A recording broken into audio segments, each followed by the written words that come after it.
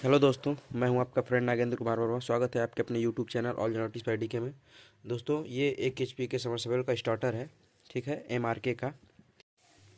आप इस कैपेसिटर के हालत देख रहे हैं कैसे ये फट गया है चारों तरफ से, ठीक है।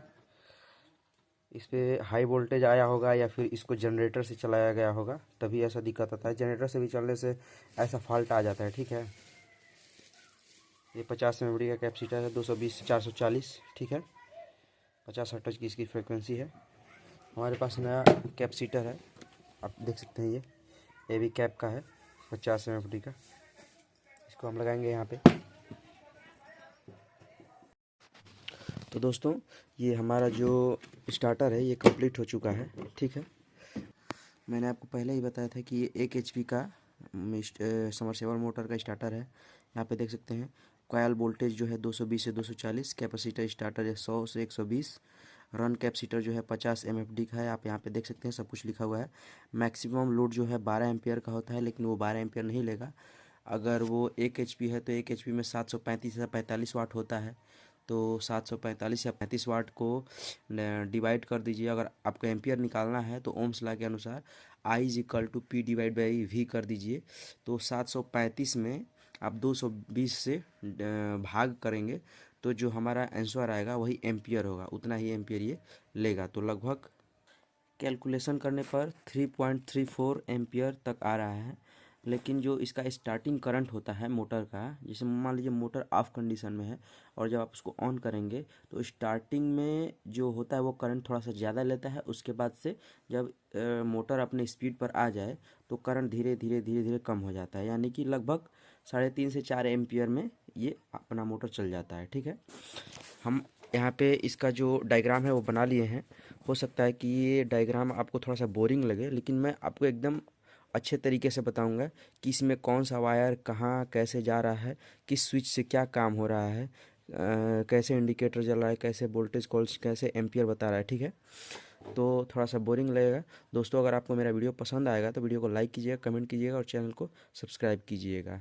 और अगर मेरा आप वीडियो अगर आपको यूज़फुल लग रहा है तो सिर्फ कमेंट में यूज़फुल लिख के कमेंट करेंगे तो मुझे समझ में आ जाएगा कि मैं कुछ अच्छा वीडियो बना पा रहा हूँ, ठीक है। तो आप यहाँ पे देख सकते हैं ये हमारा कनेक्टर है PNRYB, जो कि आप यहाँ पे देख सकते हैं PNRYB, face neutral red yellow blue, जो हमारा समरसेबल से वायर निकलता है, ठीक है। तो आप यहाँ पे देख सकते हैं ये फेज है। फेज जो है हमारा यहाँ से देखिए गया है, ये गया है पहले थर्मल कट ऑफ स्विच पे, ठीक है। जो थर्मल कट ऑफ स्विच जो है ये है, यहाँ पे है ये। अभी ये स्विच क्यों लगाता है थर्मल कट ऑफ वाला?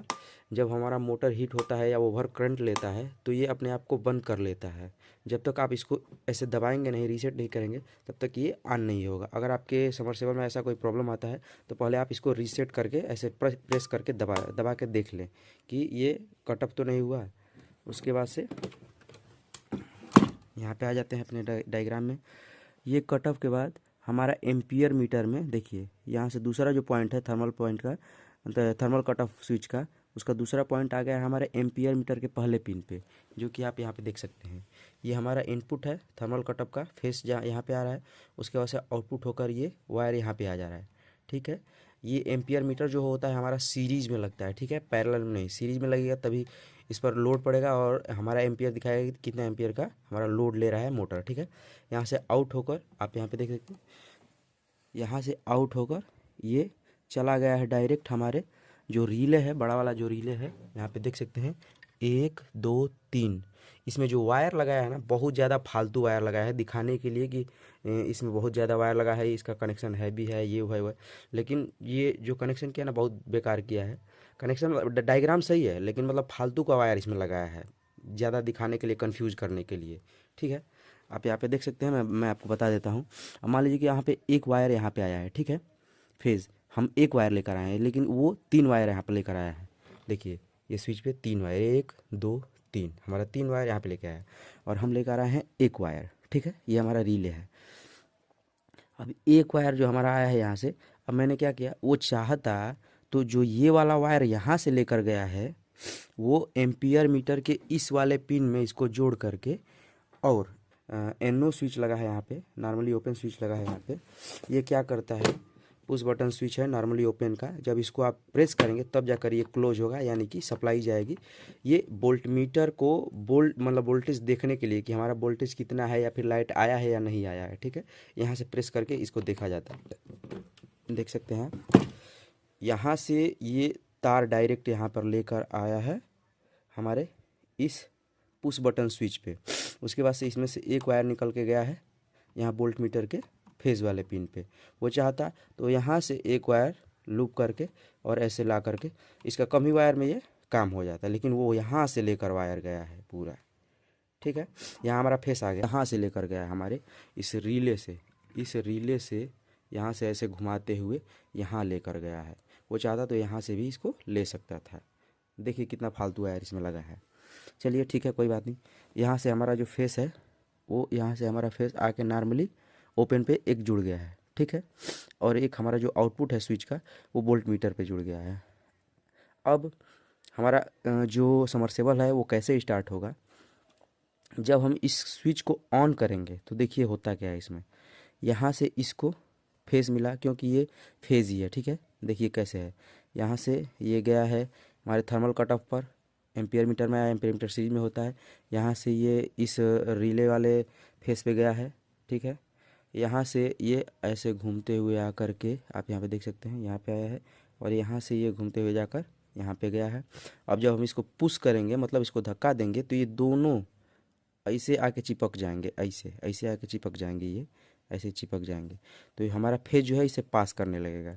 यहाँ पर ये पेज आएगा और यहाँ से क्रॉस करके देखिए ये जो मैंने बनाया है इसका मतलब ये है कि यहाँ पर ज्वाइंट नहीं है। ये वायर डायरेक्ट यहाँ पर, यहाँ भी नहीं ज्वाइंट है, ये डायरेक्ट हमारा 100 से 120 यू का जो कैपेसिटर है वहाँ पे आया है, जो कि हमारा ये कैपेसिटर है, ठीक है। इस कैपेसिटर पे आया है। ये कैपेसिटर हमारा सीरीज में जुड़ा है, जो 50 एमएफ का हमारा कैपेसिटर फट गया था ये वाला। देखिए यहाँ से ये डायरेक्ट यहाँ पे गया है, इस कैपेसिटर से सीरीज में जुड़ करके एक वायर जो है हमारा आ गया है सीधा वाई पे, ठीक है। ये भी कहीं नहीं जुड़ा है, आप देख सकते हैं, ये भी कहीं नहीं जुड़ा, सीधा वाई पे आ गया है, जो कि ये है, ठीक है। यहाँ देखिए क्या किया है, ये दोनों वायर को यहाँ पर लेकर आया है। यहाँ कोई दिक्कत नहीं है, मान लीजिए कि ये दोनों कैपेसिटर का जो है अलग अलग वायर है, तो यहाँ दोनों लेके आएगा, कोई बात नहीं। मैंने इसको शॉर्ट कर दिया है। जैसे मान लीजिए कि दोनों वायर को आपस में जोड़ के यहाँ से एक वायर मैंने ले लिया है, जबकि यहाँ पे आपको दो वायर दिख रहा होगा, तो इसके लिए कन्फ्यूज मत होइएगा, ठीक है। यहाँ पर दो वायर आया है, ठीक है। तो इसमें होगा क्या, जैसे ही मैं इस स्विच को प्रेस करूँगा तो ये स्विच जा करके इस कैपेसिटर से होते हुए यहाँ पे आएगा और यहाँ से हो करके देखिए ये वायर जा रहा है हमारे नॉर्मली क्लोज, यानी जो रेड कलर वाला स्विच है वो नॉर्मल कंडीशन में क्लोज रहता है। जब हम इसको प्रेस करेंगे यहाँ से तो ये दोनों पिनें आपस में छूट जाती हैं, मतलब ये कनेक्शन कट जाता है, इसीलिए हमारा समरसेबल बंद हो जाता है। अभी क्या है, ये नॉर्मल कंडीशन में जब तक हम इसको टिप नहीं रहे हैं, जब तक इसको हम दबा नहीं रहे हैं, तब तक ये जुड़ा हुआ है। यहाँ से हमारा फेस जा कर के ऐसे ये जुड़ा हुआ है, तो ये फेस हमारा ऐसे जा कर के इस रिले पे सप्लाई दे रहा है। रिले पे सप्लाई देते ही ये 220 वोल्टेज का ऐसी सप्लाई यहाँ पे आ रहा है। ये कॉइल में चुंबक बन रहा है मैग्नेट, और इस कोर में वही चुंबक आके मजबूती से मतलब मजबूती से इसमें एक मैग्नेट बन रहा है, मैग्नेटिक फील्ड बन रहा है। तो ये देख रहे हैं, ये वाइपर है जो कि स्विच से जुड़ा हुआ है। जैसे ही यहाँ पर चुंबक बनेगा, इस लोहे को इसे खींचेगा अपने की तरफ। जब ये अपनी तरफ ऐसे खींचेगा तो ये स्विच इससे और ये स्विच इससे जुड़ जाएगा। जब ये दोनों एक दूसरे से जुड़ेगा तो हमारा पहले ही यहाँ पर ये न्यूट्रल है, ठीक है। कैसे न्यूट्रल है ये भी देख लीजिए, आप यहाँ से देख रहे हैं, ये है न्यूट्रल, ठीक है। ये ऐसे यहाँ पर भी नहीं जुड़ा है, ऐसे जा करके ये न्यूट्रल कॉइल पे आ रहा है, और यही न्यूट्रल हमारा इस पिन पे आ रहा है, यही न्यूट्रल हमारा इस इंडिकेटर पे, और यही न्यूट्रल हमारा देखिए यहाँ पे आ रहा है वोल्ट मीटर पे, ठीक है। तो यहाँ पर न्यूट्रल पहले से ही है, और जो हमारा ये फेस है, फेस देखिए कहाँ से आ रहा है, देखिए आपको मैंने पहले ही दिखा दिया था इसको। फेस यहाँ से ऐसे जा करके कटअप से हो करके एम्पियर मीटर से हो करके यहाँ पर फेज आ गया है। तो जैसे ही ये रिले ऑन होता है, ये दोनों स्विच जुड़ते हैं आपस में, तो ये दोनों स्विच जुड़ते ही हमारा यहाँ पे फेस और यहाँ पर फेस आ जाता है। तो देखिए क्या क्या होगा। ये ब्लू जो हम लोगों का होता है वो मोटर का कॉमन वायर होता है। आप अगर सीलिंग फैन का कनेक्शन जानते होंगे तो कॉमन वायर समझ रहे होंगे। तो जो ब्लू वायर होता है मोटर का वो कॉमन होता है, और जो आर वाला वायर होता है वो रनिंग कॉइल का होता है। वाई वाला स्टार्टिंग होता है, इसीलिए इसमें दोनों कैपेसिटर का वायर जुड़ा हुआ है। जो हमारा 100 से 120 वोल्ट यूएमएफडी का कैपेसिटर है, इसका काम ख़त्म हो जाता है जब मोटर अपने स्पीड पे आता है, स्टार्ट हो जाता है। तो ये सिर्फ स्टार्ट करने के काम में आता है, इसीलिए इसको स्टार्ट कैपेसिटर यहाँ पे लिखा गया। आप देख सकते हैं कैपेसिटर स्टार्ट 100 120, ये स्टार्ट कैपेसिटर है। रन कैपेसिटर हमारा का है 50 एमएफडी वाला। जब हमारा मोटर रन कर जाता है तो इसका कनेक्शन ख़त्म हो जाता है, और ये जो है हमारा मोटर 50 एमएफडी के कैपेसिटर से चलता है। ठीक है, यहाँ से ये रिले दोनों जुड़ता है। उम्मीद करता हूँ कि आपको ये समझ में आ गया होगा, और ना समझ में आए तो दोस्तों फिर से आप कमेंट कीजिएगा, मैं इसको दोबारा बनाने की कोशिश करूँगा, या दोबारा किसी आसान तरीके से समझाने की कोशिश करूँगा। एक और इसमें बात है, आप देख सकते हैं एक और इसमें काम हो रहा है।